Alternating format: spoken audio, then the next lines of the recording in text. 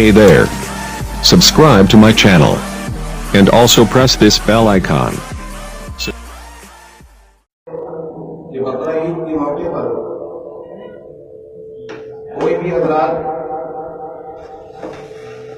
जो ममनुआ जानवर हैं उनकी कुर्बानी करने की कोशिश न करें,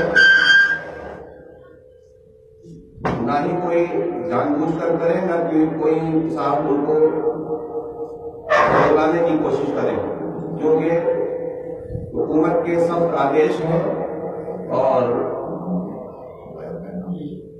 उसका पालन करना हमारे लिए बहुत जरूरी है। गाय और बैल की कुर्बानी कोई भी साहब करने की कोशिश न करे। मेरे पास इस वक्त थाने से एसओ साहब आए हुए हैं और दरोगा जी भी मौजूद हैं।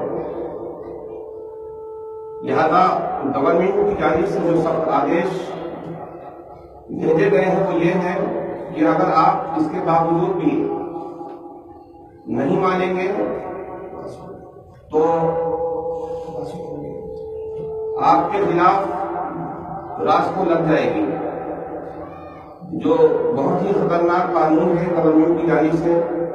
लिहाजा अपनी जान को जोखिम में न डालें, आदेशों का पालन करें और कोई भी हजरात भूले से भी उन ममनुआ जानवरों की कुर्बानी न करें जिनके बारे में गवर्नमेंट सख्त हो रही है।